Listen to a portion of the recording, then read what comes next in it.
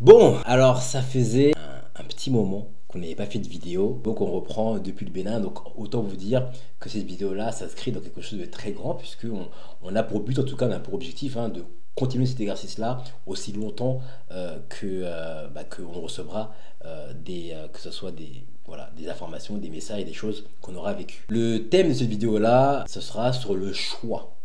C'est quelque chose de très important que nous-mêmes, on a beaucoup expérimenté à travers des expériences qu'on va pouvoir vous partager. Et la dimension du choix, c'est quelque chose parfois qui est pris comme un simple sujet qu'on pourrait aborder aussi facilement que de se dire bon, bah, j'ai toujours le choix de faire les choses.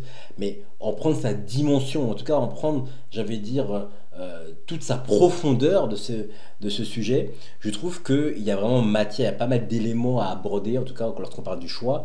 Et on s'est dit avec l'équipe, bah, voilà, à la base on voulait préparer un truc, à la base on s'est dit bon, on va cadrer les choses, et finalement on s'est dit bon, comme on avait fait au tout début, laissons la vie circuler, faisons-nous confiance et continuons comme ce qu'on a fait, c'est-à-dire on pose des questions, moi j'aime bien poser des questions, puis après on rebondit et tout, donc je pense que on va pouvoir continuer comme ça. Est-ce que ça te va toi aussi?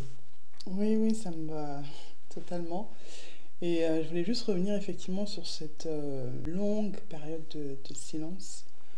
Je pense que c'est important d'avoir des temps comme ça pour pouvoir, surtout quand on a vécu des choses assez fortes, assez marquantes et qui sont riches d'enseignements, il faut déjà prendre le temps de prendre le recul, de comprendre du coup ce qu'on a vécu, qu'est-ce qui s'est passé, d'extraire vraiment, je dirais, le substrat ou l'huile essentielle de ces expériences, et ensuite de pouvoir intégrer, parce que généralement,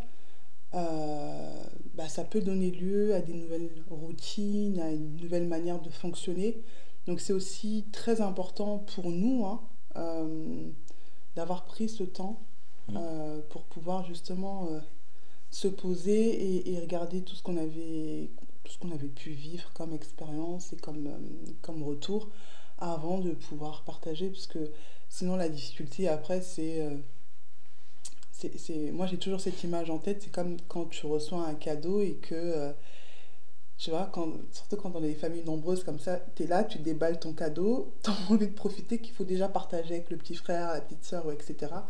Et on a l'impression, enfin, ça crée une frustration parce qu'au final, on n'a pas eu le temps de profiter. Donc ça, c'est quelque chose de très important, de pouvoir prendre le temps de vraiment comprendre et s'imprégner de ces expériences. Totalement, totalement.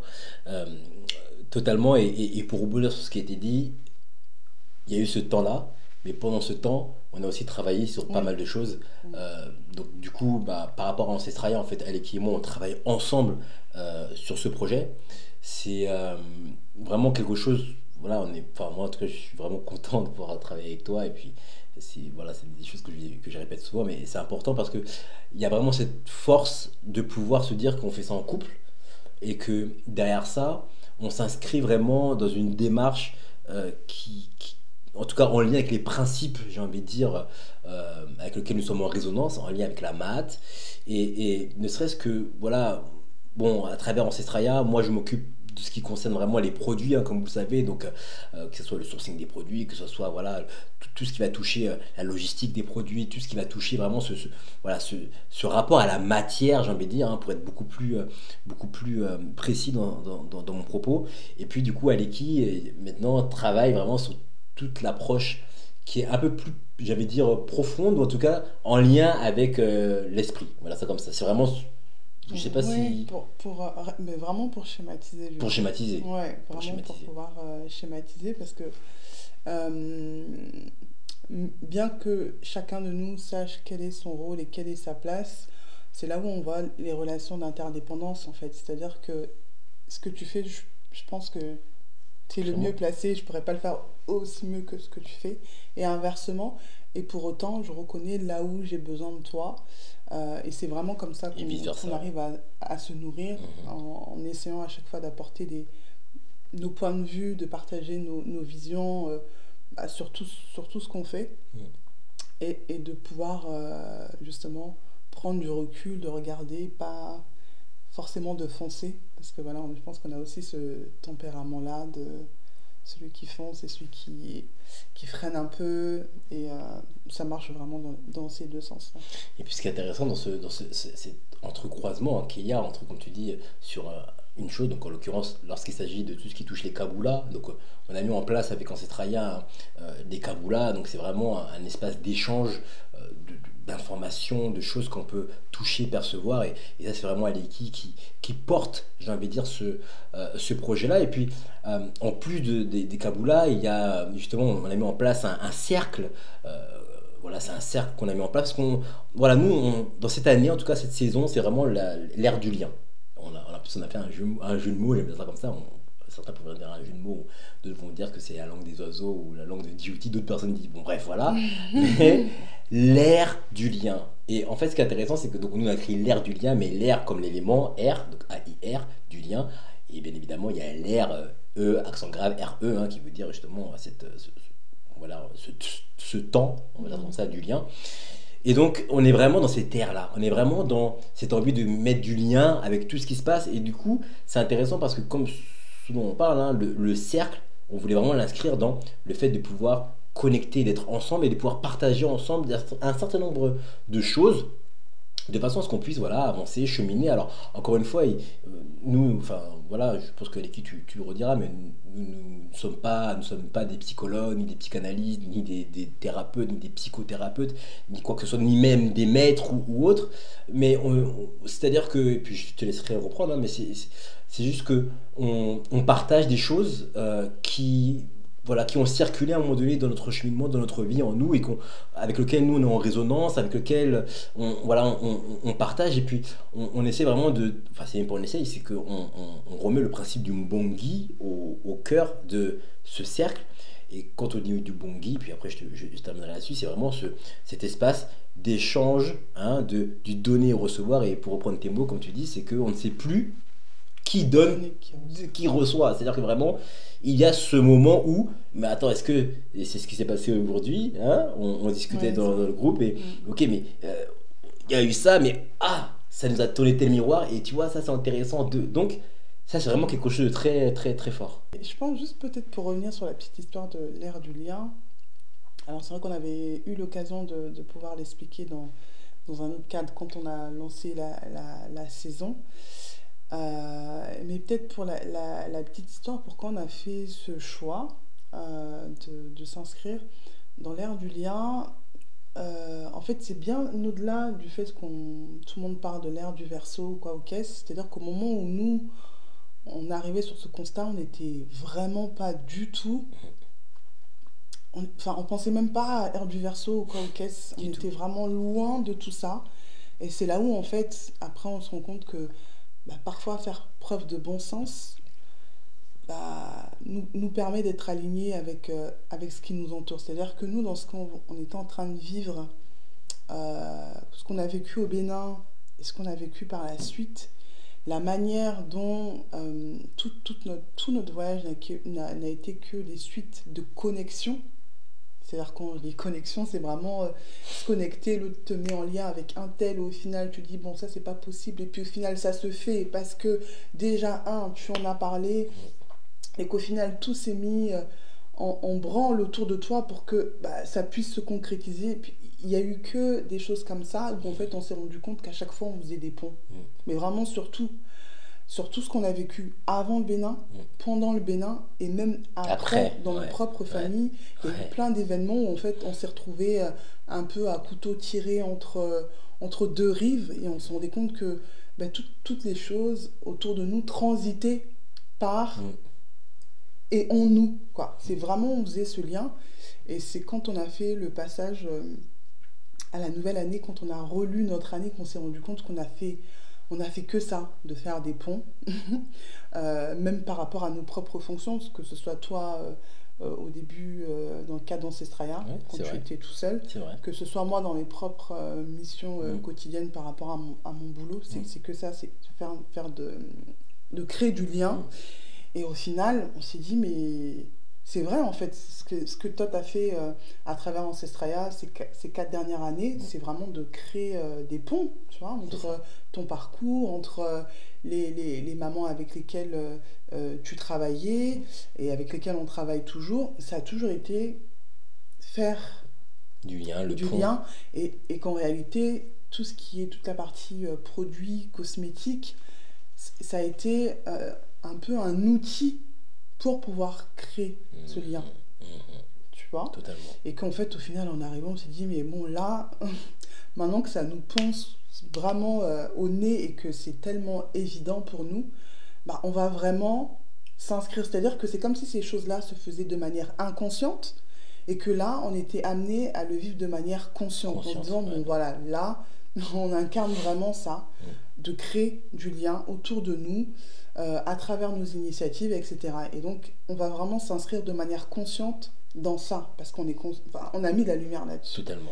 Et c'est là où, en fait, on est parti sur l'ère du lien, et puis après, on s'est rendu compte, bah oui, bah, au-delà de ça, au-delà de nos enjeux ou quoi, ok, il y a aussi bah, le fait que bah, on vit dans une réalité, dans un monde qui aujourd'hui est rentré pleinement dans cette ère du Verseau, dans cette ère de fraternité, et qu'en réalité, on est juste aligné avec ce qui se passe autour de nous. Et en même temps, c'est rassurant parce qu'on se dit qu'on n'est pas totalement à côté de la plaque. Donc, c'est en ça où on s'est inscrit dans l'ère du lien et qu'aujourd'hui, voilà, à travers ce qu'on fait, ben, on essaie d'aller plus loin, c'est-à-dire que parce que on reçoit des sollicitations aussi, parfois d'ordre personnel, hein, de se dire bon voilà, moi j'ai ce rapport-là avec ce produit, je comprends pas trop, ou j'ai envie d'aller plus loin, découvrir d'autres produits, et c'est là où en fait on s'est rendu compte que voilà, parce qu'il y avait aussi une réelle demande, c'est-à-dire que on ne s'est pas mis à susciter ou à créer un besoin, c'est qu'on est aussi parti de ce qui est dit. Voilà, c'est une approche que chacun de nous applique, mais vraiment de manière différente. Totalement. Que ce soit toi, par tout ce que tu as pu, enfin, même moi, hein, dans le cadre spirituel, en parlant des principes, des lois et des manifestations, ou que ce soit moi dans un domaine, je dirais, un peu plus terre à terre, dans ce que je fais au quotidien, dans mon boulot, avec une approche systémique. On entend parler de plus en plus aujourd'hui, les pouvoirs publics parlent d'approche systémique, qui est vraiment en lien avec le fait de revenir aux principes. Donc c'est là où en fait on s'est dit bah oui, dans le principe il y a un besoin qui nous est qui émane des personnes avec lesquelles on travaille. Donc comment nous pouvons-nous y répondre de manière concrète et aussi en respectant les valeurs dans lesquelles on s'inscrit. Donc je parlais tout à l'heure de la maths. Et c'est vraiment comme ça qu'on a fait ce choix en conscience de se dire ok, on peut mettre en place des outils pour pouvoir répondre aux demandes que l'on reçoit, mais du coup, voilà des outils qui nous correspondent et qui sont aussi en lien avec nos propres aspirations. Totalement. Sans s'inscrire, comme tu disais tout à l'heure, dans une démarche thérapeutique, psychologique ou quoi, ou qu'est-ce. C'est vraiment, on part d'un besoin et on met en lien des ressources, mais c'est des ressources que l'on mobilise autour de nous. Voilà, c'est pas des choses que l'on va chercher à gauche et à droite, c'est vraiment des ressources que l'on a de manière intérieure ou près de notre environnement. Totalement. Du coup, alors, là c'était vraiment un petit, pas de disclaimer, mais une petite introduction, parce que ça fait un petit moment qu'on n'avait pas fait de vidéo, puis il y a pas mal de choses qui sont passées, donc voilà, c'était pour vous expliquer que derrière ça, Ancestraya continue, donc il y a toujours les propositions des produits, on a mis en place le cercle, il y a les kaboulas, on prépare un voyage, bref, il y a des choses on va revenir dessus, mais là, le but, en tout cas de cette vidéo, c'était vraiment de parler, alors vraiment tranquille, comme d'habitude, hein, j'aime bien repartir, que ça soit fluide et tout, on va repartir sur ce format-là où on va essayer de cheminer, de discuter de choses qui nous viennent, etc., et de ce que nous on a pu ressentir à travers certaines manifestations, et en l'occurrence, qui touche le sujet du choix. Bon, alors le choix, comme on avait abordé tout à l'heure, c'est vrai que c'est un sujet qui peut être vaste.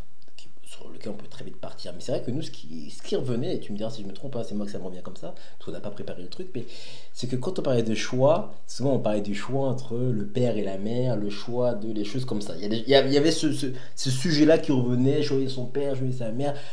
Alors, quand on dit choix du père et de la mère, c'est pas tant choisir vraiment son père ou sa mère, mais en fait, c'est profond, c'est quelque chose qui se manifeste au quotidien sur des relations qu'on peut avoir quand on est en couple, ou quand on est en famille, ou quand on est... voilà, et donc, je, voilà, je pense que c'était vraiment un sujet qu'on voulait aborder parce que quand nous on a mis le doigt là-dessus et que vraiment là on s'est dit en fait là, à chaque fois soit on se prenait la tête, tout ça fait un truc, mais et à chaque fois quand on s'asseyait, on parlait, qu'on revenait aux principes, parce que c'est ça la force, hein, c'est qu'on revenait sur les principes, on dit mais en fait ça, en fait c'est juste une question de choisir son père ou sa mère, ou le choix de... Il y avait toujours cette espèce de pas de dualité, ou en tout cas de choisir un A ou B. Et finalement, on se disait, mais en fait, derrière A, il y a B. Et puis, enfin, il y avait ce truc-là, tu vois. Donc, voilà, comment, je sais pas, toi, ce qui te vient là, tout de suite, quand on parle du choix, moi, c'est vrai que ce qui me vient, c'est tout de suite le choix du père et de la mère. Comment est-ce que tu veux qu'on commence par ça ou est-ce que tu veux d'abord qu'on chemine, peut-être avec quelque chose que j'aurais peut-être oublié, genre un des éléments? Non, non, mais c'est vrai que la question du choix, je me rappelle qu'on a eu une période comme ça où on n'arrivait pas à se mettre d'accord sur cette question du choix. C'est vrai.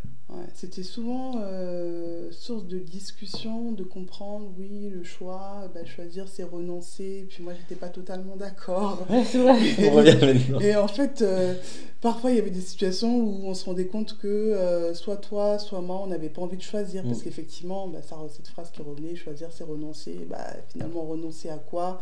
Et donc bah, du coup, qu'est-ce qui nous met dans une certaine inertie ou dans une inaction?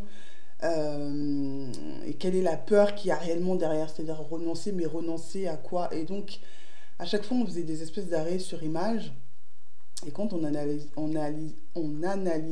La situation. ouais, la situation ou les patterns, eh ben, on se rendait compte que bah, généralement, c'était des choses qui venaient soit qu'on avait hérité soit de notre père, soit de notre mère et qui se remettaient en jeu. Et là où effectivement on n'arrivait pas à faire le choix, c'est-à-dire que si moi je manifestais quelque chose que je tiens de mon père, bah, lui manifestait quelque chose qui tenait de sa mère. Et donc bah, du coup on n'était plus dans... Tu as fait une vidéo sur ça, sur la dualité, sur le dualisme, mais en fait, bon, nous, à l'époque, on parlait de dualité, mais parce qu'on n'était pas réellement conscient de ce qu'il y avait derrière la dualité. Et qu'on était plus dans un dualisme où, en fait, homme-femme, féminin, masculin, il y avait une espèce de guéguerre comme ça. Juste bah, du coup, pour me dire, comme ça après, et garde ce que tu es en train de dire, c'est qu'en fait, nous, quand on parlait de dualité, comme disait Aleki, en réalité, dans la définition qu'on avait en tête, c'était le dualisme, c'est-à-dire vraiment prendre deux choses qui sont complètement opposées et qui ne viennent pas de la même source. Là où en réalité, dans la dualité, on parle de deux choses qui sont, comment dirais-je, on va dire visiblement opposées, mais qui viennent de la même source. Par exemple... et donc qui sont complémentaires. Et qui sont donc complémentaires. Donc là où on revient à les deux facettes d'une même pièce. On peut dire ça comme ça, par exemple. Donc c'est vraiment côté A, côté B, mais en fait c'est du même objet ou de la même pièce. Et donc ça c'est la dualité. Contrairement au dualisme où c'est vraiment deux choses complètement différentes. C'est un peu une pensée philosophique comment dirais-je, qui avait beaucoup été étudié et mis en avant, hein, où on mettait l'homme versus sa nature, tu vois, ce truc-là un peu l'homme, la nature, et on dissociait des choses. Là où nous, quand on parle de dualité, vraiment, en tout cas en métaphysique, effectivement, on parle de deux choses, mais en fait qui proviennent de la même source. Et donc en fait, ça inclut, puisque derrière la dualité, il y a justement l'unité. Et c'est là où ça devient intéressant. Ouais. Oui, parce qu'une fois qu'on a... C'est ça en fait, une fois qu'on a passé cette phase où on était dans du dualisme, où à chaque fois, du coup, on se disait, ok, ça c'est un pattern, il faut qu'on dépasse ce pattern, mais en réalité, avant de dépasser un pattern, ça c'est la bouche qui parle, j'ai envie de dire. Avant de dépasser, il y a tout un ensemble de mécanismes, comprendre. Est-ce que tu peux expliquer c'est quoi un pattern?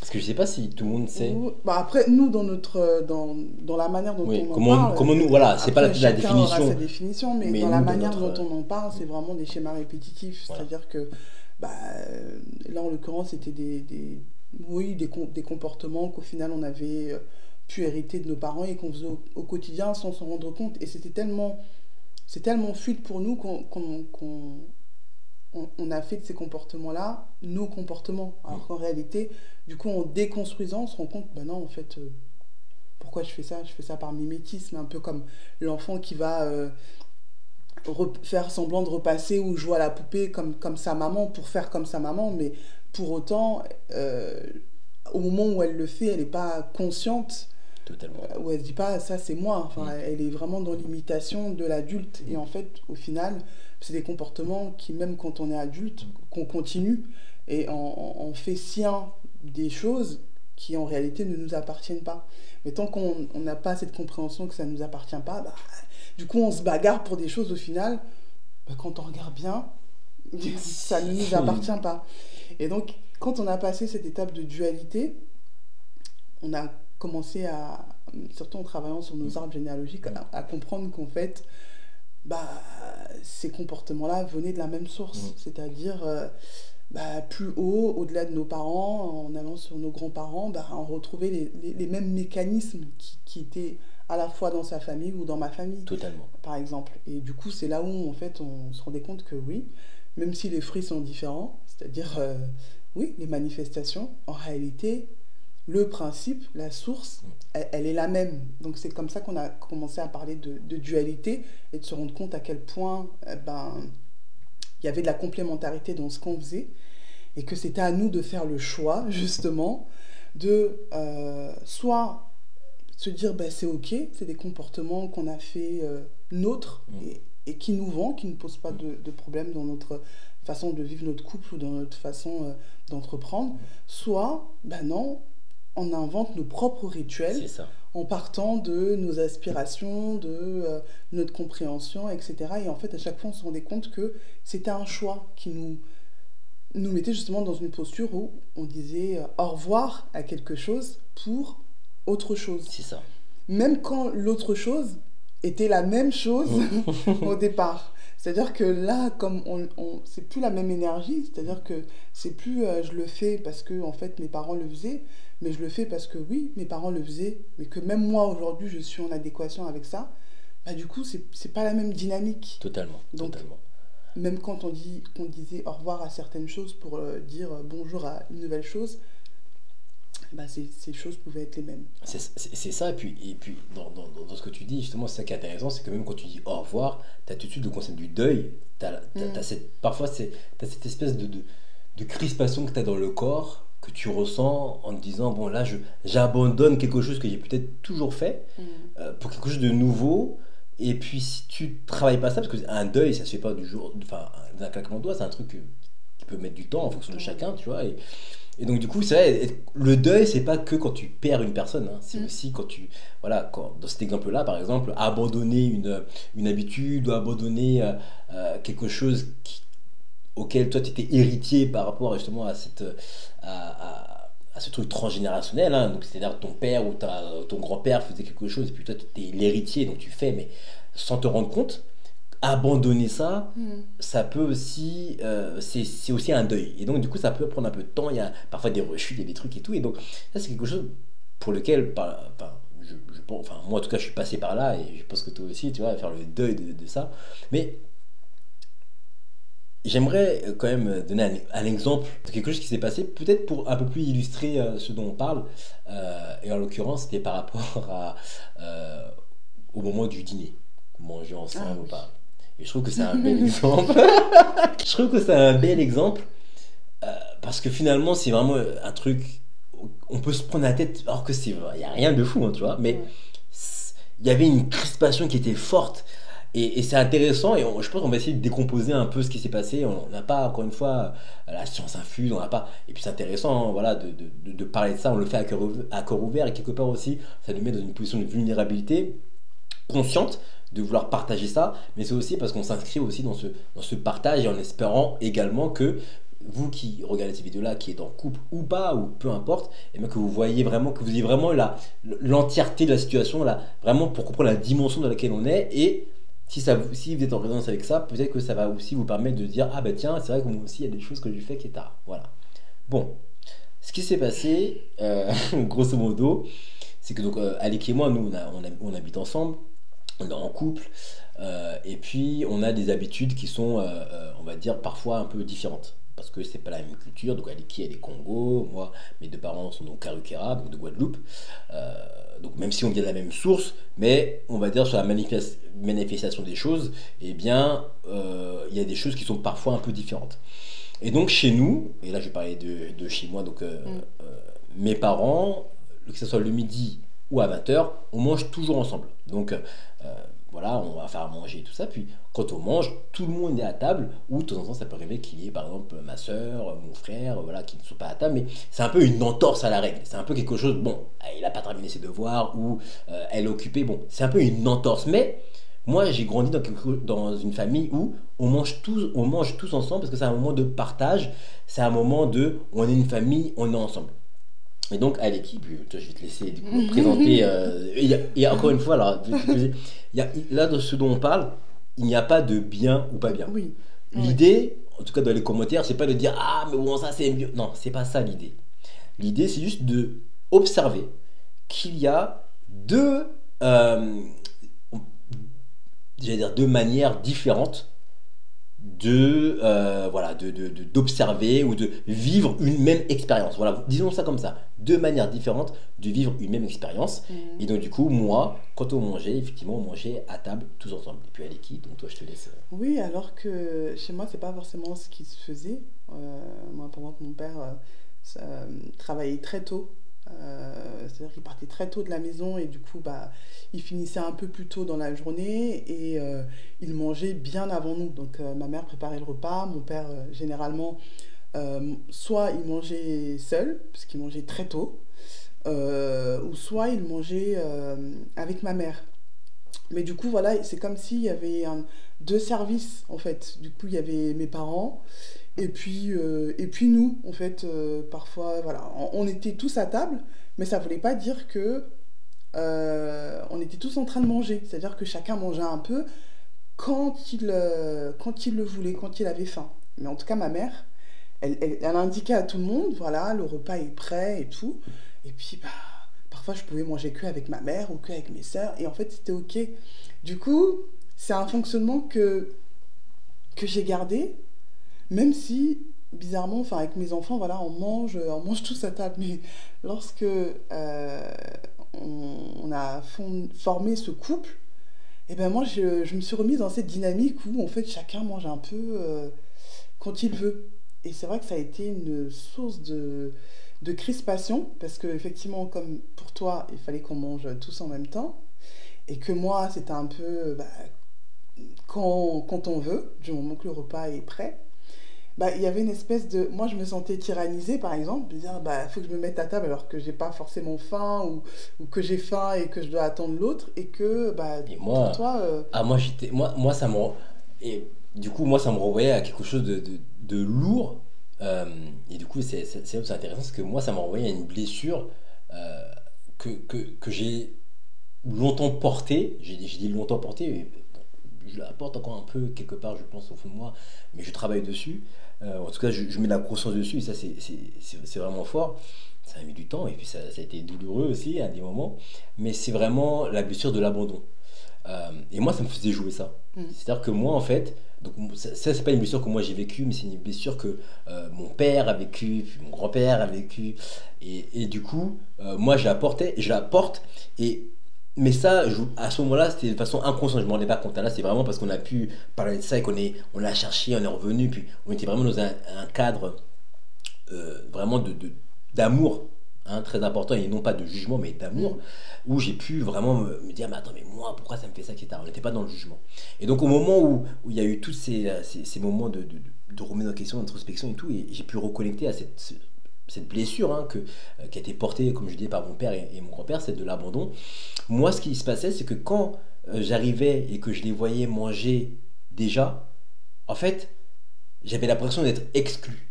Mm. J'avais l'impression de ne pas faire partie d'eux, d'être à côté d'eux, de ne pas être dans la famille. En fait, il y avait abandon. J'étais. Ah. Et donc, l'intensité euh, de, vécu à ce moment-là, hein, c'était, ça me faisait mal. C'est-à-dire que vraiment, pour moi, c'était vraiment, c'est des exemples, et c'est là où c'est intéressant de vraiment mettre de la conscience dessus, mettre de la lumière, hein, c'est que pour vous donner un exemple en plus, Aleka elle est forte là-dedans. Hein. C'est que quand on était dans la cuisine, etc. Et puis, je sais plus, j'avais préparé un petit truc vite fait, etc. Hein, et puis, et pour vous dire, c'est un exemple hein, de manifestation de ce qui s'est passé, c'est Aleka dit ah ben bon, moi ce soir j'ai mangé du chikwang, enfin oui, c'est ça, chikwang. Elle a mangé du chikwang, etc. Donc du manioc et tout. Et elle était là, ah bon là ce soir là. En plus, quand ça fait des bruits, ah ouais, on mangeait Congo, ouais. Et moi j'étais là, ah. Et je vois en fait, la façon dont elle fait ça, c'est que elle fait chauffer, mais elle fait chauffer pour elle et les enfants. Et moi, oui, c'est ça, tu vois. Et moi, de ma tête, je suis en mode genre, ouais, genre. Et quand c'est comme ça, moi là c'est mon système qui se met en place, c'est bah vas-y, tu crois, je dis rien, on verra. Tu vois, je suis dans mon truc, ah ça on verra, tu vois. Et donc j'étais là, je montais à côté, je regardais, tu vois. Et ça sent bon, ça quand ça sent. En plus elle parle, non là, Congo, et ça dansait avec les filles. Ah, moi j'étais là, ça là, fait exprès, c'est impossible. Elle part s'asseoir, tout. Et ça, c'est-à-dire que moi, là à ce moment-là, j'étais encore dans la cuisine, enfin je savais pas si j'allais manger des chiffons et tout, et je regarde, elle a fait que pour elle et les filles, et vous êtes en train de manger, tu vois. Et moi je suis dans la cuisine, je me dis putain, ah, tu vois, et là t'es à tout qui remonte, mais voilà, regarde, donc, tu vois, moi j'ai jamais fait ça, non, on est ensemble, j'aurais toujours pensé à elle là-bas. Et en fait, c'est des choses que je me mets tout seul, parce que finalement, hein, là, en mettant. Tu vois, genre si je me connecte juste à la logique des choses, bon bah écoute, allez qui, t'as vu, est-ce qu'il y en a encore, enfin, ça me coûte rien de demander s'il y en a encore, peut-être que d'autres là, bah ouais, grave, je vais faire. Mais moi, je suis resté dans mon truc de, oh, elle a pas pensé à moi, donc exclu. Donc, tu vois. Et j'ai vécu ça violemment. Si bien que, du coup, j'ai mangé, je parlais plus. Il y a plus qu'elle, comme ça, elle m'a dit, après, elle me disait, ah, toi, tu vas manger quoi? Tu vas manger des pâtes? Non, c'est une salade, tu as mangé une salade? Bon, lui, il a pas compris, tout le monde rigole. Ah non, regarde, ah, t'as mangé. Et moi, j'étais dans ma tête, je disais, ouais. Quoi. Elle mangeait et tout. Ça c'est un exemple. Encore une fois, dans cette situation-là, il n'y a pas de chose mauvaise. Elle n'a pas mal agi. J'ai pas mal agi. C'est juste, on est dans nos propres expériences qu'on a vécues. Moi, j'ai toujours vécu dans un truc où on mange tous ensemble, on mange la même chose. Elle a vécu. Oui, c'est vrai. Ah oui, c'est vrai. Parce que là, en l'occurrence, c'est parce qu'il y avait des plats différents. Différents. Et que c'est vrai, c'est aussi comme ça. C'est aussi ce que j'ai reçu de mon éducation, c'est-à-dire que chez moi, il pouvait y avoir 2, 3 plats différents. Par exemple, mon père, ma mère, elle avait préparé un bouillon, quelque chose de Congo pour mon père. Et puis pour nous, je sais pas, un gratin, vraiment. Donc, en fait, c'était vraiment c'est vrai, c'était à la carte, du coup. Que ce soit en termes de plats, en termes d'horaire. Donc, effectivement, c'est aussi des choses que j'ai gardées au début et que je pouvais faire 2 plats différents et puis voilà, en fait, chacun fait un peu ce qu'il a envie de faire. Mais ça nous a fait travailler beaucoup de choses, hein, puisque pour terminer cet exemple-là, donc on s'était. Bon, moi je parlais pas, quand c'est comme c'était dans ton coin, tu manges, en plus quand c'est comme ça, ah non, il mange, ça mangeait des bouts. Bon. Et à la fin, finalement, on en a parlé. Mais sauf que quand c'est comme ça, quand tu es dans ton système de défense, ça veut dire que ton système de défense, en général, il est rodé. Puisque quand tu es dans ton système de défense, c'est toi qui as raison. Ça veut dire que tu es dans ton truc, tu es dans ta case, et tu dis non, elle a fait ça. Donc moi, j'étais dans moi, toi, tu vois, t'es comme ça, t'es comme ci, t'es comme ça, t'es comme ça. Ça, c'était dans ma tête. Hein. Donc je disais rien, je mangeais et tout. Au moment où on parle, et me dit, bon, qu'est-ce qu'il y a, pourquoi me mettre dans ton coin, t'es énervé comme ça? Et là, je lui dis, ah, mais tu vois, toi, tu fais ça, toi, tu fais ça, toi. Et donc, je suis dans ce truc de toi, tu, et j'ai toi, tu. C'est-à-dire que là, tout de suite, on est vraiment dans une mauvaise posture déjà pour vraiment aborder ce sujet-là. Et puis, on est encore à plat. On n'est pas en profondeur. J'ai pas reconnecté avec ma blessure, j'ai pas reconnecté. Donc, on est à plat. Et donc, à ce moment-là, effectivement, toi, Liki, enfin voilà, je me rappelle, tu tombais de haut, mais non, mais. T'en voulais, fallait le dire. En plus, il me disait, en plus, c'est énervant parce que bah, tu dis, non, mais fallait le dire. Tu sais que c'est vrai. Mais non, t'aurais dû penser que. Et donc, tu vois, c'est système contre système. Ça, c'est, pour moi, en tout cas, dans le cadre de mes relations, et je pense que dans toutes les relations que j'ai pu avoir, j'ai toujours été en résonance avec ce que je devais, ce dont on parlait, hein, ce que je devais travailler à ce moment-là. Et j'ai beaucoup été dans ce truc que je me rends compte aujourd'hui avec peut-être un peu plus de recul, dans le ah j'ai raison, t'as raison, etc. Ah tu vois, etc. Là, cette fois-ci, quand ça s'est passé, on a commencé comme ça, mais on a eu cette force de pouvoir revenir sur ce qui s'est passé, parce que c'est des choses qui sont déroulées plusieurs fois aussi, tu vois, Oui. pour qu'un jour, on puisse vraiment se poser et asseoir le sujet. C'est-à-dire vraiment asseoir d'abord les énergies, asseoir le sujet et vraiment se connecter à ce qu'il y a de plus profond. Vraiment, j'ai envie de dire, c'est quelque chose qu'on aborde beaucoup dans le cadre de la communication non violente à la CNV, quand on dit de parler de ton besoin, de vraiment entrer dans la, comme il dit, la nappe phréatique de ses besoins, donc vraiment en profondeur, et voilà, de mettre des mots sur ce qu'il y avait derrière. Il ne s'agit pas de manger ensemble, il s'agit de quelque chose peut-être un peu plus profond et d'être assez confortable pour questionner ça, se questionner soi-même, se mettre à nu quelque part et parler de quelque chose qui peut-être parfois n'est pas toujours confortable, avec lequel on n'est pas toujours confortable. Et c'est à ce moment-là où voilà, on a discuté et puis on a reconnecté avec ce truc de ah mais en fait effectivement bon tu vois chez moi c'est comme ça, ah chez moi c'est comme ça, ah, ok. Et puis après il y a eu cette phrase de la loyauté envers nos parents. Ah, ça veut dire quoi ça? La loyauté envers nos parents. Ah ok. Ah mais du coup là en fait là c'est comme ça que faisait ma mère. Ah non non non. Et donc il y a ce qu'est-ce qu'on garde, qu'est-ce qu'on choisit de garder, qu'est-ce qu'on choisit d'abandonner. Mais en même temps, il peut avoir ce problème de système de mais si elle garde et moi j'abandonne, elle a gagné. Alors, si on pense comme ça, tout de suite il y a un problème. C'est là où le couple, c'est vraiment la pièce de théâtre où tout se joue, quoi. Tout se joue. C'est vraiment, je sais pas, mais en tout cas un espace très initiatique, je peux dire ça comme ça, tu vois, qui nous permet constamment, c'est peut-être l'altérité aussi qui fait ça, où on fait chacun, on se met face à un miroir et parfois ça peut faire très mal, mais ça nous permet aussi de pouvoir grandir. Et sur cette question-là, moi personnellement ça m'a fait grandir parce qu'en fait au final, en revenant un peu sur cette blessure de l'abandon, j'ai compris qu'en fait il ne s'agissait pas de toi, mais que ça c'était qu'un stimuli qui me faisait rejouer une blessure que je n'avais jamais soignée, que je n'avais jamais nommée, que mon père n'a jamais soignée, jamais nommée, nanana, nanana. En fait ça pouvait remonter super haut. En fait quand tu prends conscience de ça, il y a un truc qui se passe en toi où tu te dis mais je dis pas que tout c'est d'un coup mais non parce que là on est en train de parler d'une anecdote bien spécifique et celle-ci elle était, enfin je trouve qu'en termes d'explication c'est assez simple de pouvoir visualiser la situation, mais en réalité ça a été tout un processus, hein. C'est-à-dire qu'il y a eu plusieurs fois où on s'accrochait dessus avant même de pouvoir se poser, s'asseoir et en discuter. Et en fait, même avant ça, ce qui était très fort, et on en reparlait quand on parlait de nos systèmes, c'est que ces blessures-là dont tu parles, en fait, quand on la ressent au début, on est là un peu, on n'arrive pas à la nommer, c'est-à-dire on n'est même pas conscient que c'est une blessure. Et c'est tellement inconfortable que on a un peu comme des électrons, là. Ça bouge dans tous les sens. Mais ce qui est fort, c'est que je pense qu'on a quand même cette chance d'avoir cette ouverture d'esprit, cet éveil de la conscience qui fait qu'en fait, au final, ce qui se passe, c'est qu'on devient des vidéoprojecteurs. C'est-à-dire qu'on est là, dans une situation qui est inconfortable, donc on fait tout. On est dans des fuites, on va à gauche, à droite, non, hein. Mais en vérité, tout ce qui se passe autour de nous oblige à revenir et à rester à l'endroit où c'est inconfortable.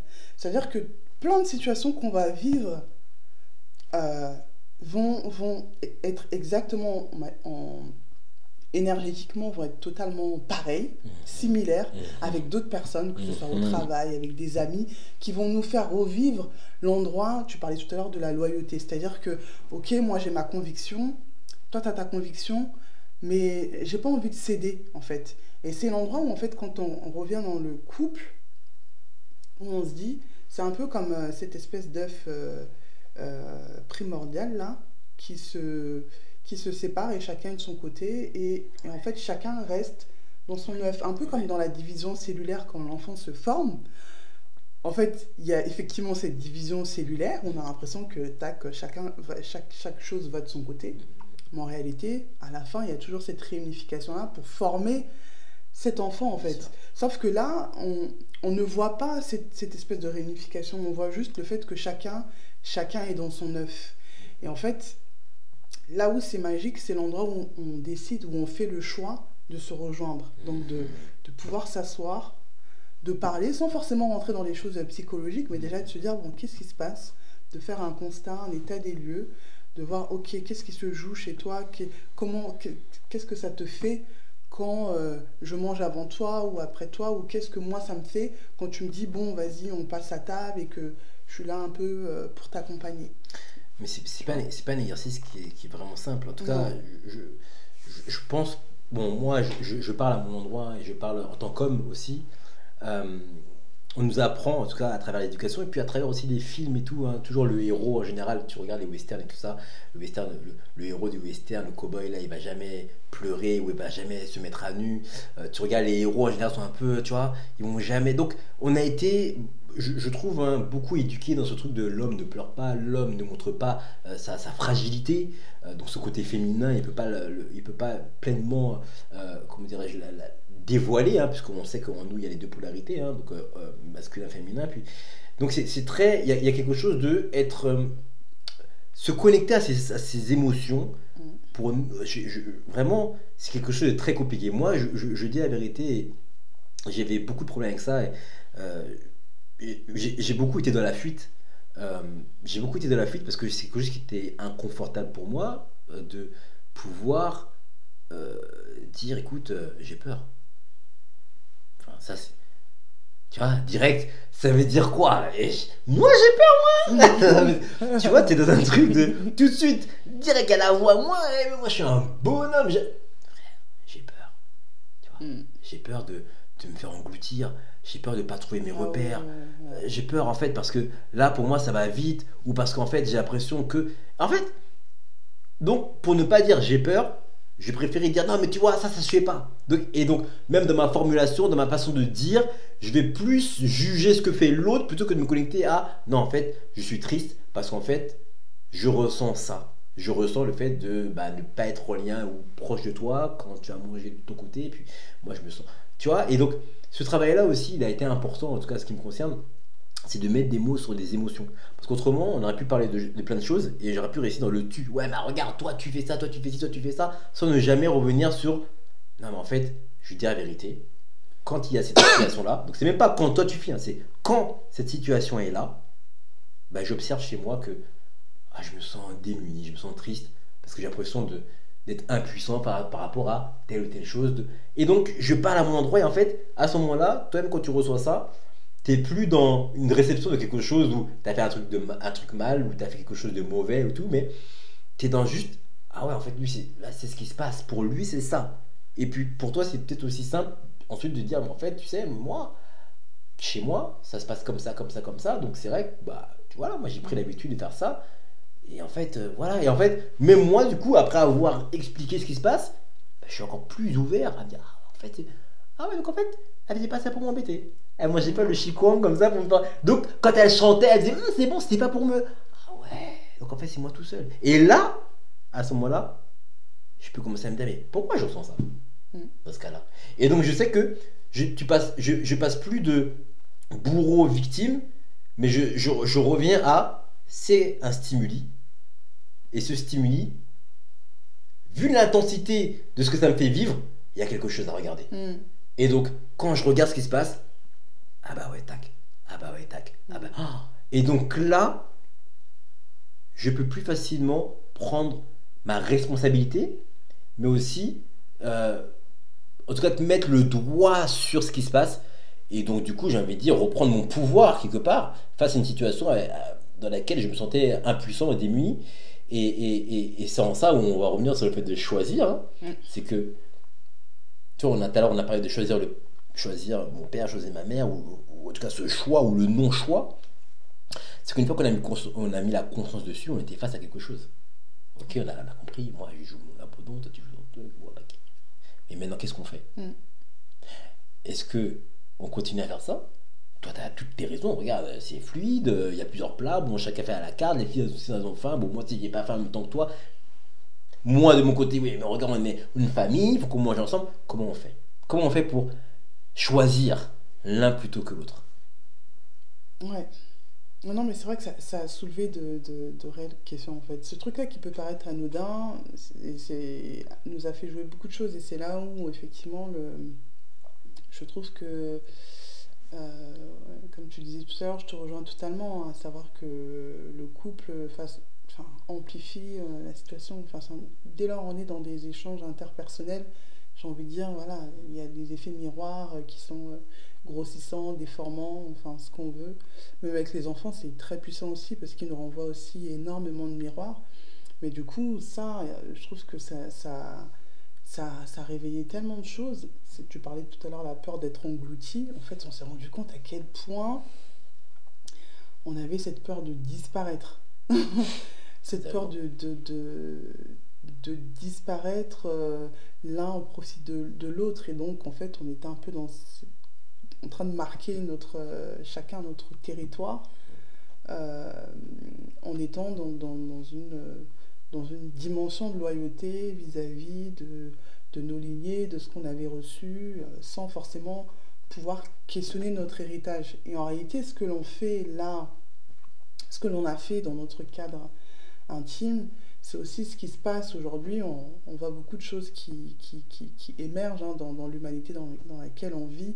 Euh, une espèce d'interrogation de l'histoire. On le voit de plus en plus aujourd'hui où il y a beaucoup de choses qui sont remises en question, d'aller faire le tri, des choses qui n'étaient pas assumées, qui sont de plus en plus assumées, et avec cette question de qu'est-ce qu'on garde, qu'est-ce qu'on transforme, qu'est-ce que...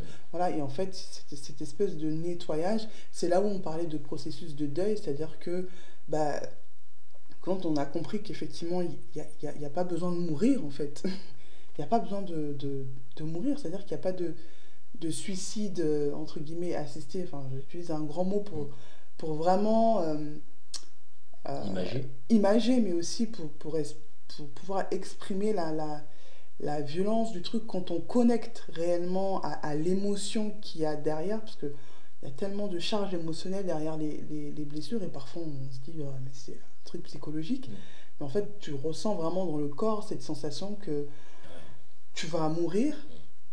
Et qu'au final, bah, après en discutant, parce qu'on a beaucoup travaillé sur notre histoire et sur notre arbre généalogique, et de comprendre qu'effectivement, il y a réellement des personnes qui sont mortes de manière subite, ou, enfin, on se dit, ah ouais, ok, donc je comprends cette mémoire que je porte, qui n'est pas forcément mon histoire directe, mais qui est en même temps l'histoire de ma lignée, donc l'histoire du monde dans lequel on vit, bah, de comprendre ces mécanismes qui se mettent en route en soi.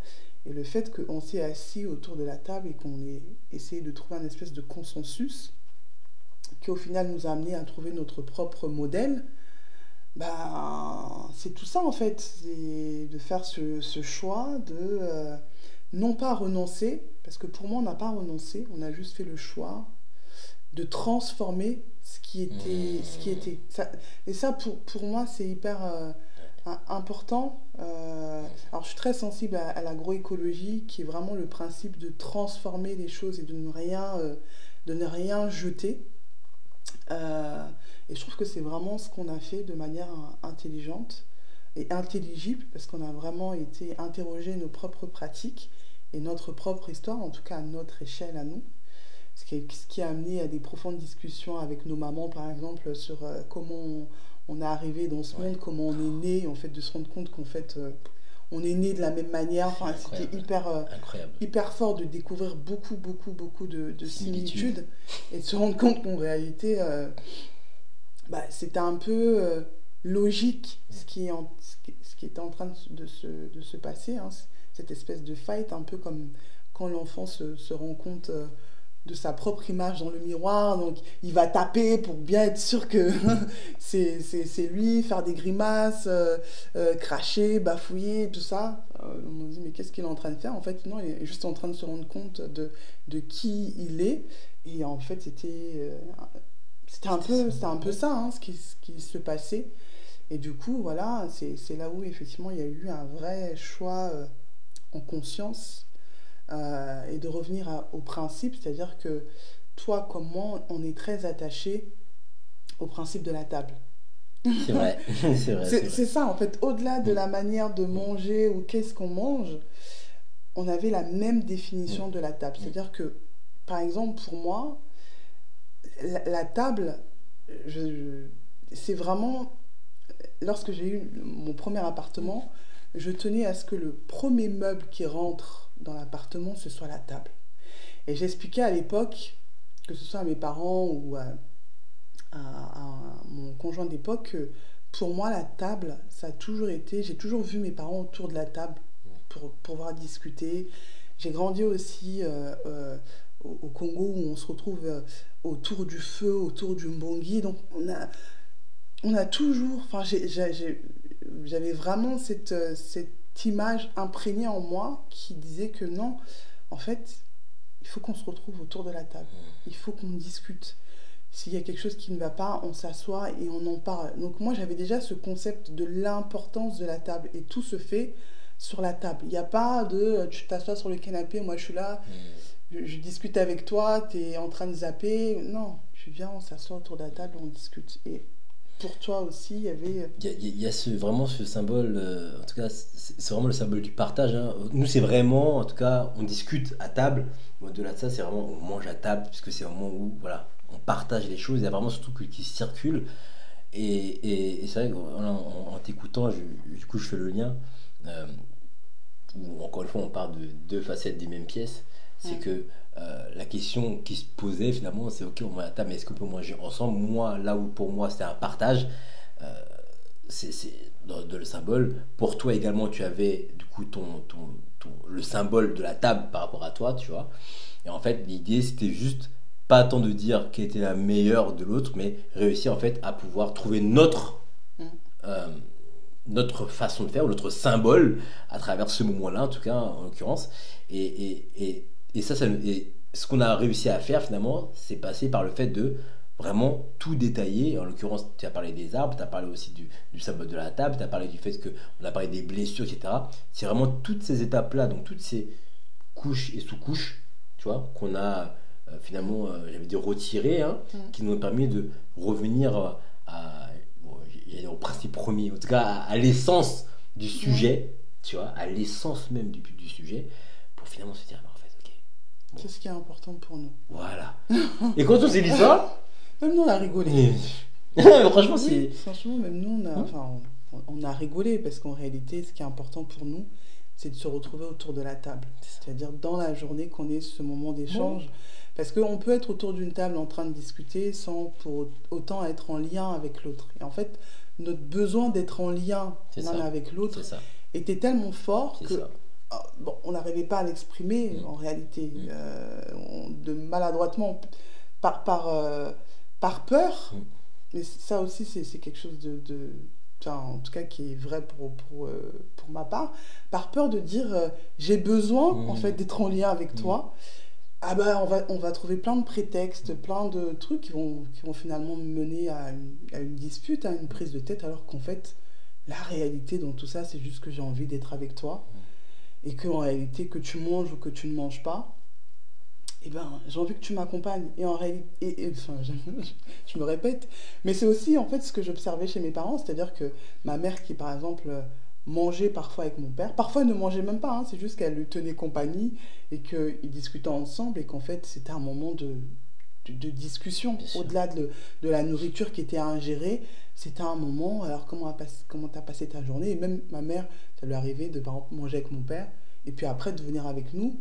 Et voilà, donc c'était ça en fait, l'idée c'était de rester en lien et c'est réellement de ça dont on avait besoin. Donc aujourd'hui on arrive au final à manger tous C'est ça, ensemble. maintenant, c'est simplement, Une oui. fois qu'on a compris, en Ouais. fait, c'est ça en fait, Mm, une fois qu'on a démystifié mm, cette, toute cette pratique ouais. et qu'on a compris ce qu'il y avait derrière tout ce schmilblick, à savoir un besoin d'être en lien, et ben au final t'es aligné avec ça. C'est ça, c'est ça.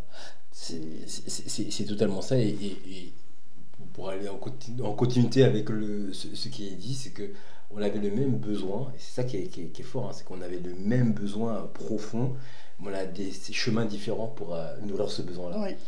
Et ça aussi, c'est important de comprendre que, de toute façon, dans l'humanité, on partage tous fondamentalement un certain nombre de besoins. Le besoin de manger, le besoin d'amour, le besoin de lien, voilà. Il y a des besoins comme ça qui touchent tout être humain.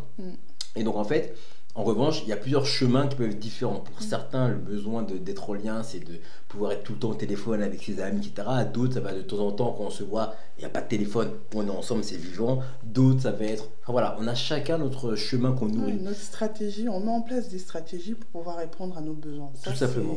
Tout simplement. Et c'est en fait, une fois qu'on prend conscience de ça, on se rend compte qu'on voulait la même chose. Il fallait juste trouver le canal qui puisse nourrir à tous les deux notre besoin. C'est-à-dire que j'ai pas abandonné mon besoin, tu n'as pas abandonné le tien, nos besoins sont nourris, mais on a choisi un canal, un chemin, une stratégie, peu importe comment on l'appelle, qui va nourrir nos deux besoins. Et ça, c'était vraiment quelque chose de fort.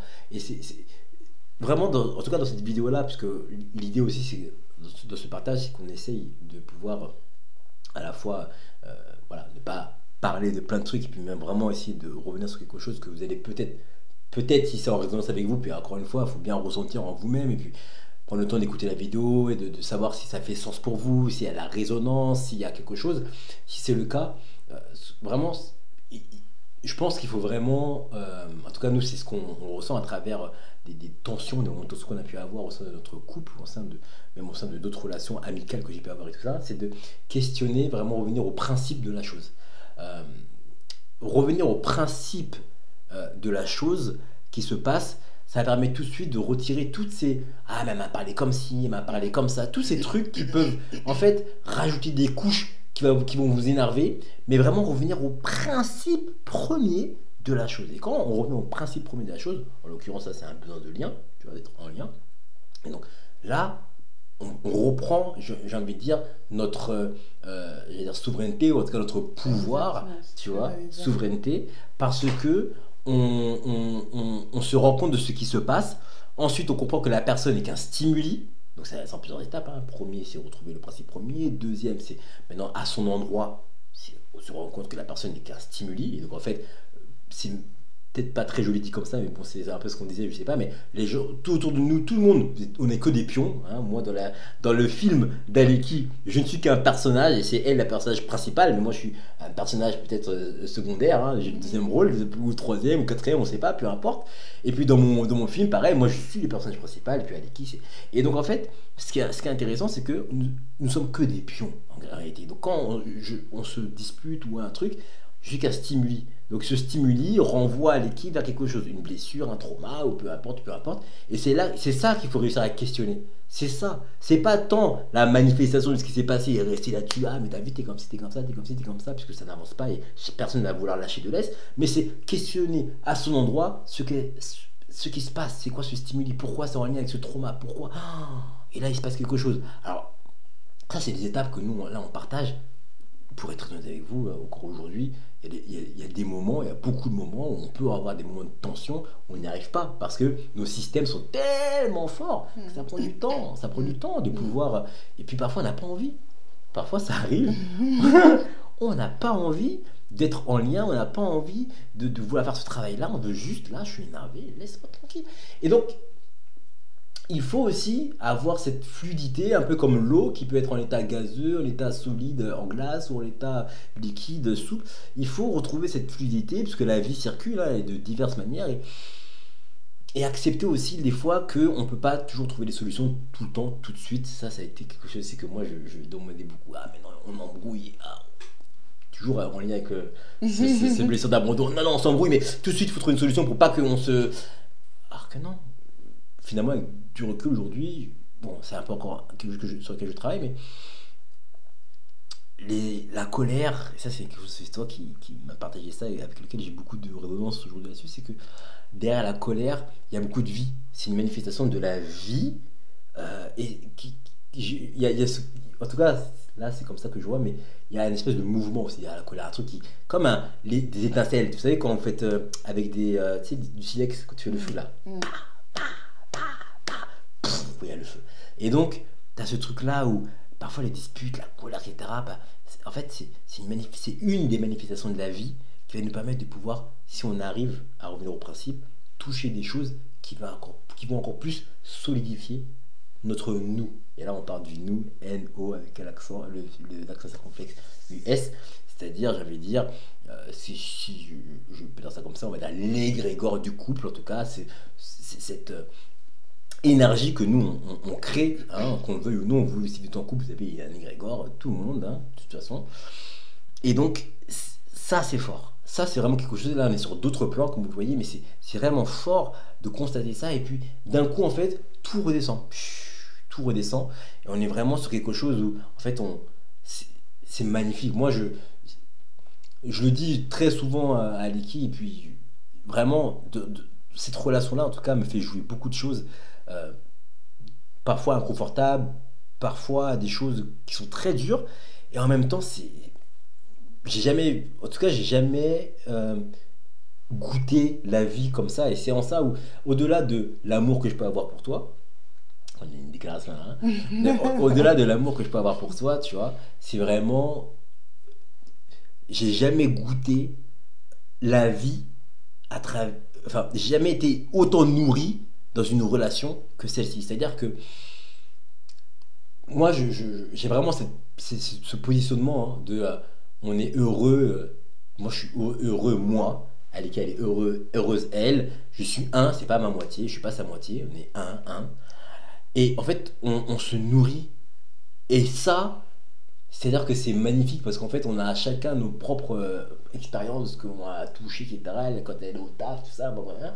Et puis en fait, on se partage des choses, on se renvoie des choses. En fait, on se nourrit. En fait, chacun, il y a quelque chose qui se passe et je trouve ça mais vraiment puissant. Alors parfois, c'est violent, mais finalement, avec du recul, il y a vraiment, c'est un peu comme, tu vois, un peu comme un terreau, hein.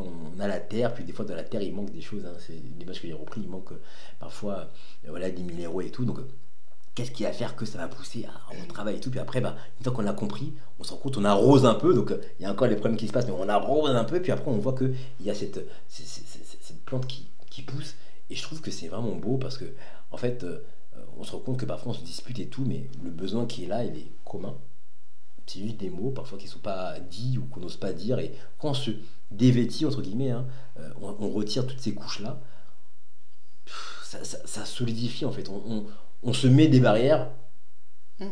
Pourquoi? Puisque finalement, si en tout cas on est dans une dimension de vouloir partager sa vie avec la personne avec qui on est, en l'occurrence c'est mon choix, c'est vraiment de pouvoir, j'ai envie de dire, être le plus honnête, le plus vrai, pas le plus gentil, mais le plus vrai possible, même quand c'est compliqué. Et ouais, c'est vraiment fort. Donc voilà, moi je sais pas si tu veux dire autre chose, hein, sur ce qui a été dit par rapport au choix. Non, mais enfin, je pense qu'il y a tellement de choses à dire par rapport au choix, et effectivement, ça touche à beaucoup de choses. Euh, de pouvoir faire le choix, ça touche, tu disais tout à l'heure, à la souveraineté, et en fait, derrière la souveraineté, il y a aussi l'autonomie, et du coup, la peur de devoir faire seul, en fait. Et quand on a comme ça, comme toi et moi, la blessure d'abandon ou de rejet, au final, faire le choix, c'est quelque chose de... C'est vraiment... ouais, c'est vraiment quelque chose qui a été difficile. Et là où, effectivement, là on est en mode décontracté, on vous partage ça, et on expliquait tout un processus, mais il y a pas de formule magique, même si je sais que il y a énormément de personnes qui vont parler d'éveil, de la conscience, de plein de choses, de techniques. Mais la réalité aussi, c'est que derrière, on a cheminé. Si aujourd'hui, on a pris par exemple 3 mois, on a été un peu en mode en autarcie pendant 3 mois pour pouvoir intégrer notre voyage au Bénin, qui en fait a été le départ de beaucoup, beaucoup de choses. Totalement. 3 mois, c'est court, mais c'est parce que derrière aussi, on a fait un peu de cheminement, ce qui nous permet aujourd'hui de se dire, tu parlais tout à l'heure du fait que quand on se prenait la tête au début, tu avais tout de suite envie d'être en lien avec moi, alors que moi j'étais plus en retrait. Je voulais prendre le temps d'analyser, d'essayer de comprendre ce qui est en train de se passer, de me reconnecter à moi-même, d'aller voir qu'est-ce que je ressentais, quelles étaient les émotions qui étaient en train de jaillir et ce que ça disait. Euh, Tout ça, là, enfin, tout ça, j'ai envie de dire, c'est...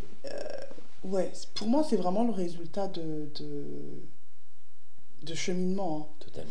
Et que ça ne se fait pas en un claquement de doigts, ça ne se fait pas en un coup de baguette magique. Et il y a des choses, tant qu'on ne les expérimente pas, j'ai envie de dire, ça reste de la théorie. Voilà, je sais qu'il y a plein de choses sur le couple, sur YouTube. Enfin, il y a plein de choses qui existent, plein d'outils. Mais là où nous, ce qui nous aide, c'est vraiment d'avoir fait un peu de cheminement, un tout petit peu de cheminement, et puis d'être aujourd'hui très à l'écoute de ce qu'on vit. On est très connecté avec nous-mêmes, on est très ancré avec nous. On a compris nos processus de fuite dans lesquels on est souvent, hein, toi comme moi. Mais en fait, quand on voit qu'on est dans la fuite, ce qui est bien, c'est que on le voit. On sait qu'on est dans la fuite. Et même moi, de fois, je me dis, ah là, je suis en train de fuir. Et du coup, ça met tout de suite un cran d'arrêt à ce qui est en train de se passer ou à quelque chose qui pourrait s'éterniser. Peut-être qu'il y a 5 ans en arrière, dans une autre relation, j'aurais peut-être boudé pendant une semaine.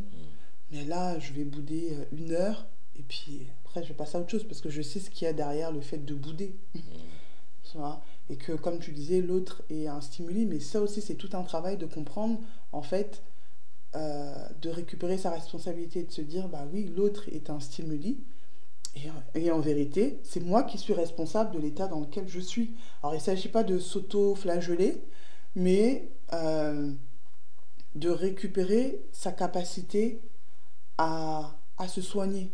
Parce qu'en fait, quand tu comprends que, comme tu l'as très justement dit, qu'au final, il y a ça, il y a cette blessure qui est là, comment je la soigne, sachant que avant moi et avant mon père, il y avait aussi ça, et ça n'a pas été soigné. Comment moi, maintenant que je suis consciente de avoir cette plaie-là sur moi, comment je fais pour la soigner? Et je me rappelle qu'une fois, on en parlait, et qu'en fait, on tournait autour du pot et que je te disais, mais en fait, là, moi, dans mes émotions, je suis en ébullition, je suis en train de saigner, et toi, tu me parles de plein de choses, de trucs que j'aurais pas dû faire ça, alors que moi, là, aujourd'hui, je saigne. Comment je fais? Et c'est exactement ça, en fait. Et ce qu'on a l'habitude de faire, c'est de laisser l'hémorragie. C'est vrai. Voilà, de parler pendant que l'autre saigne, jusqu'au bout d'un moment, on atteint parfois des points de non-retour, ou des points où, au final, oui, de non-retour, on a l'impression qu'il n'y a plus de solution. Donc, voilà, je pense que rester en lien avec soi, apprendre déjà à comprendre ses propres mécanismes, quitte à se faire accompagner, à se faire aider là-dessus. Parce que quand on a la tête dans le guidon, c'est pas évident de voir que là, en fait, on est en train oui, on est dans nos mécanismes, on ne se rend pas compte. Totalement. Même l'autre aussi, s'il n'a pas cette conscience-là, ne va pas se rendre compte que je suis dans mon mécanisme. Totalement. Il va dire, elle est de mauvaise foi, moi je fais tout pour arranger, elle reste dans sa position. Alors qu'en réalité, c'est juste tout un système qui se met en branle parce que l'autre a été appuyé sur la plaie qui est béante, qui est pleine de pus, voilà, et que l'on ne voit pas. Et voilà, c'est ça. Donc, sur cette question de choix, et c'est au-delà de la sphère intime, ça là, moi je trouve que ce que je trouve riche, et effectivement ce qui me nourrit aussi dans cette relation, c'est cette capacité à pouvoir extraire l'huile essentielle de nos expériences pour pouvoir la mettre en pratique dans notre vie au quotidien et dans ce qu'on entreprend. C'est-à-dire que cette question de choix, c'est parce qu'on l'a expérimenté dans notre sphère intime, qu'on a compris quels étaient les mécanismes derrière le choix ou le non-choix, qu'aujourd'hui, dans tout ce que l'on fait, dans tout ce que l'on entreprend, on met les personnes que l'on côtoie face à ce choix. Et je peux vous dire que c'est déroutant, et ça nous renvoie aussi les miroirs de là où nous, on était par rapport à cette question de choix.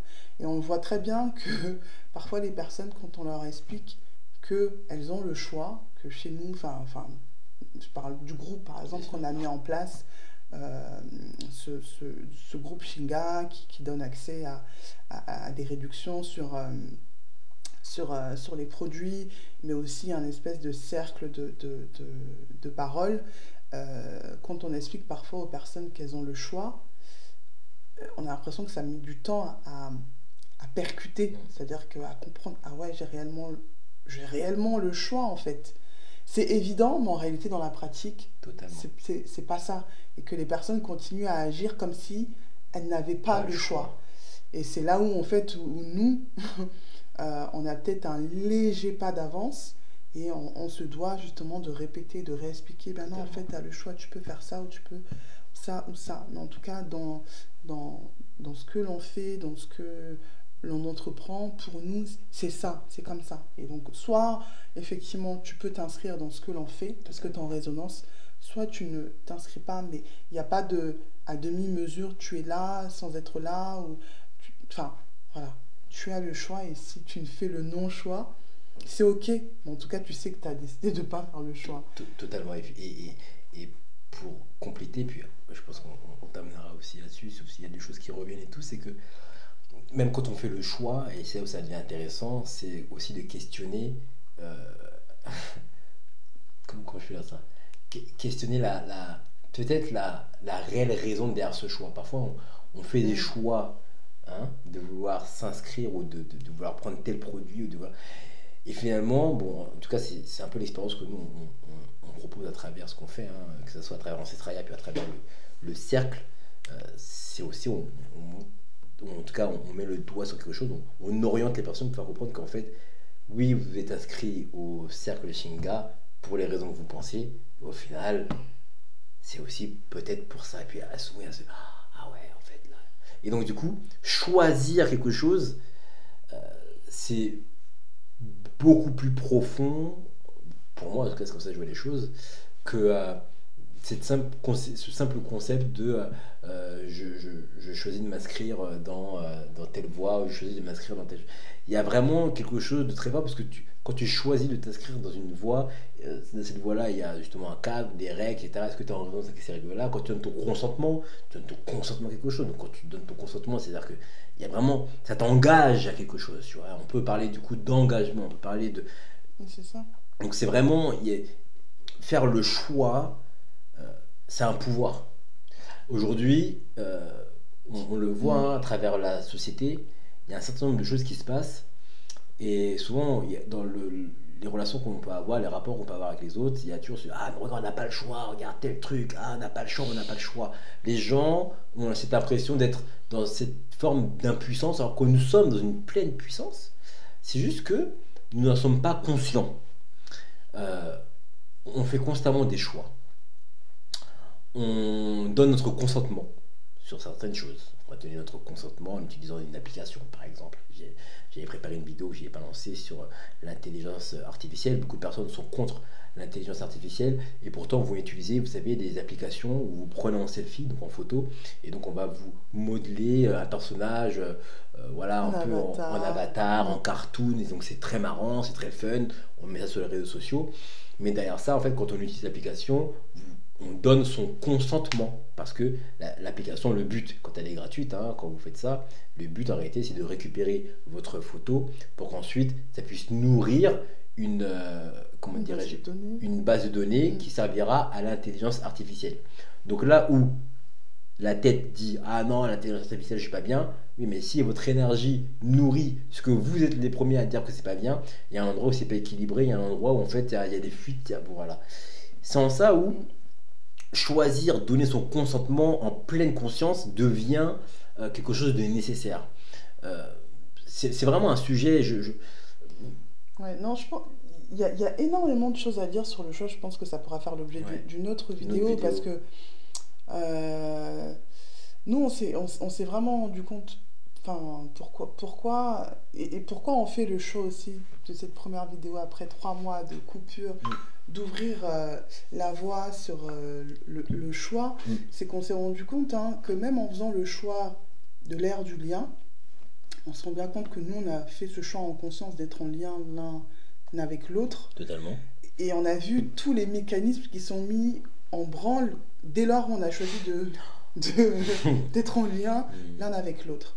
Et on s'est bien rendu compte à quel point le fait de faire un choix, en fait, c'est un espèce de vortex qui ouvre à tellement de choses et qui, du coup, on comprend pourquoi aujourd'hui, dans notre société, cette question de souveraineté, cette question de consentement, enfin, pourquoi on est aussi pressé sur cet aspect-là de notre vie. Parce qu'en réalité, quand on fait le choix d'être en lien avec l'autre ou avec les autres, ou même avec soi-même, eh ben, forcément, ça nous amène à changer notre vision sur beaucoup de choses. Et que, du coup, il y a cette question de renoncer à quelque chose d'ancien pour rentrer dans quelque chose de nouveau. Bon, comme on disait tout à l'heure, on parlait de l'ère du Verseau, il y a plein de gens, des spécialistes, des astrologues, enfin, qui parlent très bien de ce sujet-là.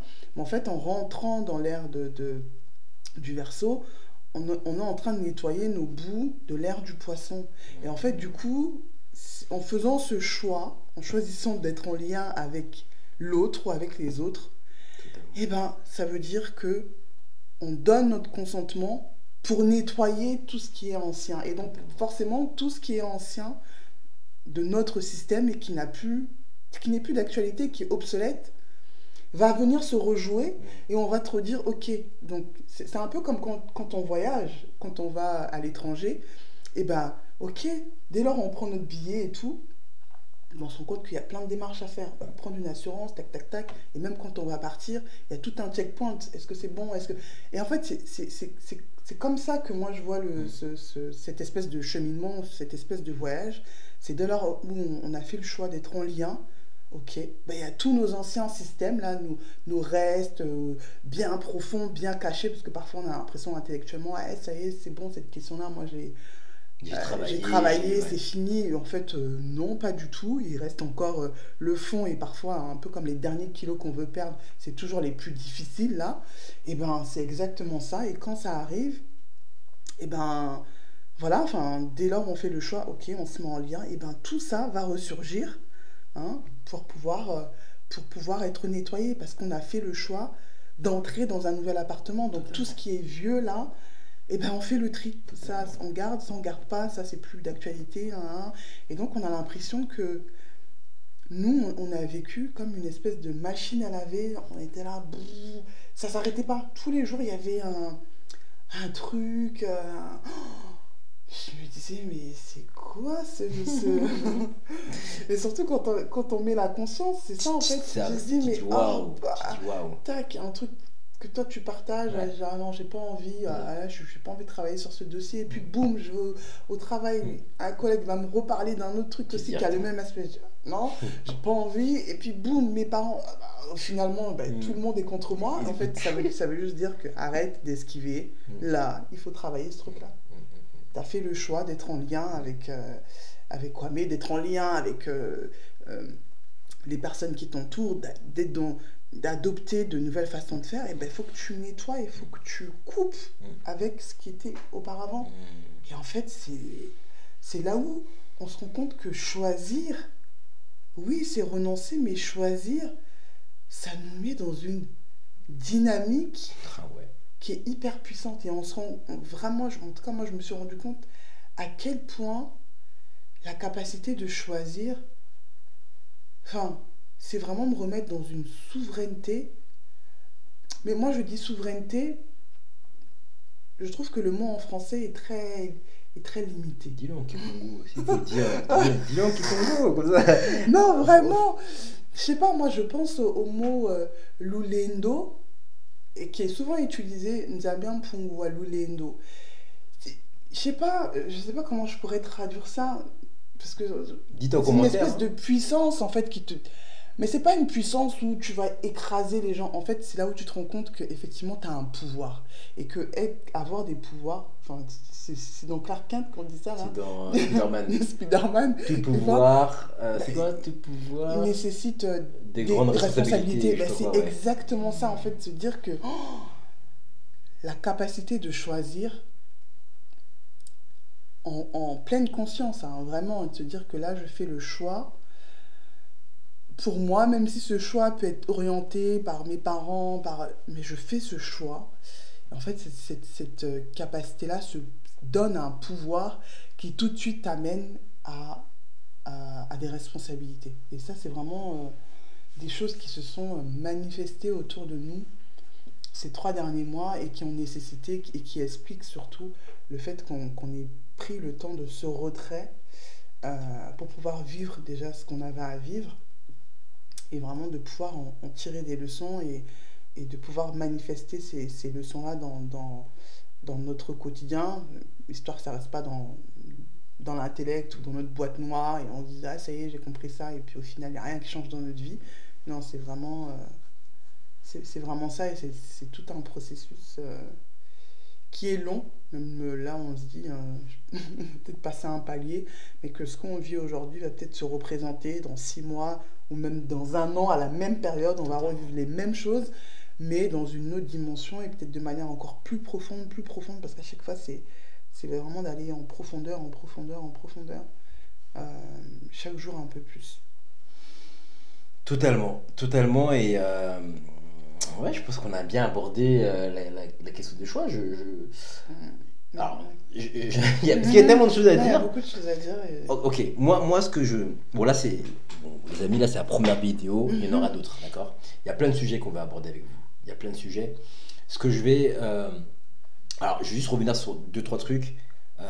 Pour les personnes qui sont intéressées, alors là, j'allais dire petite pub, ce qui n'est pas une pub, mais les personnes qui veulent, souvent on reçoit des messages pour commander, vraiment, je vais mettre le lien du site qui va vous permettre de pouvoir précommander, d'accord? Dans ce lien, quand vous allez cliquer dessus, vous allez voir, hein, c'est dans la description, il y aura accès au site, mais il faudra entrer votre adresse mail, parce que nous, en fait, on va dire que comme on fait que des précommandes, le site habituellement il est fermé. Donc entrez votre adresse mail, vous allez entrer du coup dans, j'ai envie de dire, notre newsletter.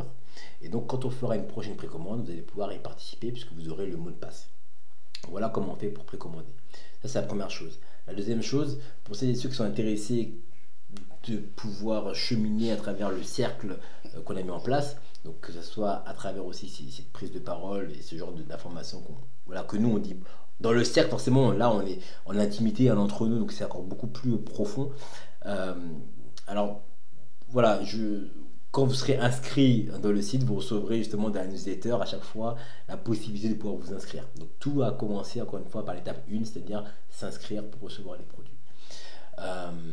Donc ça c'est la deuxième chose. Et la troisième chose, là n'hésitez pas à nous partager en commentaire votre ressenti à travers ce qui a été dit dans cette vidéo. Nous vraiment avec Aleki on vous a parlé de l'ère du lien, on va vraiment multiplier ce type de vidéos là de façon à pouvoir partager également ce qui se passe dans notre intimité sans non plus faire des fuites énergétiques, mais voilà, partager ce qu'on peut partager parce qu'il y a quand même pas mal de choses qui sont, en tout cas nous on pense, intéressantes et qui s'inscrivent dans des choses qui sont encore plus grandes que nous-mêmes, et je trouve que ça pourrait être intéressant d'en discuter dans le cadre de ces vidéos qu'on fait sur la chaîne Ancestraya. Et la dernière chose que je voulais vous partager, c'est on fera la prochaine vidéo. Alors tu me dis ce que tu en penses, ça m'est venu pendant qu'on parlait au niveau du thème, mais justement il y a ce mot qui est revenu 2 fois, puis la 3e fois sera la bonne. Est-ce que ça te dirait qu'on fasse une prochaine vidéo sur les fuites énergétiques? Voilà, vous l'aurez compris, on va travailler en tout cas, bon je sais pas si ce sera la prochaine, ce sera une autre, en tout cas on fera effectivement une vidéo sur le sujet, et puis bien évidemment sur d'autres sujets. En tout cas merci à toutes et à tous d'avoir participé, ou d'avoir écouté, ou d'avoir pris le temps, si vous écoutez ça en mode podcast, N'hésitez pas à nous dire également en commentaire. Nous, on avait pensé à faire un podcast. Donc, tous ces types de commentaires, ça va aussi nous aider à pouvoir trouver le bon canal. Peut-être qu'en vidéo, c'est un peu trop long. Peut-être que voilà. N'hésitez pas à nous dire ce que vous en pensez. Les commentaires sont vraiment utiles pour nous. Voilà, on a choisi de nourrir cette chaîne et de bien la nourrir. Donc, on va faire des vidéos vraiment assez. Ça va être assez fréquent. Je vais pas m'engager sur un temps parce que je sais ce qu'il y a derrière le choix et le fait de dire donc l'engagement. Mais en tout cas, voilà, je m'engage, ou je pense qu'on s'engage à pouvoir nourrir cette chaîne avec des vidéos. Maintenant, au niveau du rythme, ça c'est encore quelque chose qu'on va travailler, bien évidemment, voilà, petit à petit. Voilà, je vous souhaite en tout cas une excellente journée ou soirée en fonction de l'heure à laquelle vous regardez cette vidéo. Merci beaucoup, beaucoup de Zola. L'homme, on dit chez moi, l'homme. Et encore une fois, merci beaucoup parce que vraiment, c'est vraiment avec beaucoup de joie qu'on fait cette vidéo. Et puis, c'est très fort à la base. Quand on avait fait la première vidéo à Almont, il y a pas mal de choses, hein. Souvent les gens nous renvoyaient ce miroir-là à travers ce qui se passait. Ah, la vidéo, mais vous avez un truc, tout ça, là. Et puis il se trouve que, effectivement,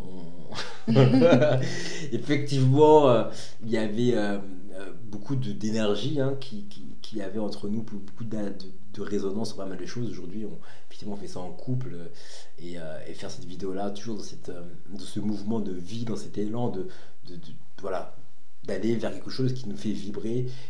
On arrive à le partager comme ça, c'est vraiment fort. Et encore une fois, c'est aussi grâce à vos retours, c'est aussi grâce à la force et à la lumière que vous envoyez, que ce soit sur Instagram, que ce soit sur YouTube, que ce soit par mail, ou que ce soit à travers effectivement aussi les différentes commandes que vous faites. Merci beaucoup, beaucoup de Zola, et on vous dit à très vite pour une prochaine vidéo. À très bientôt.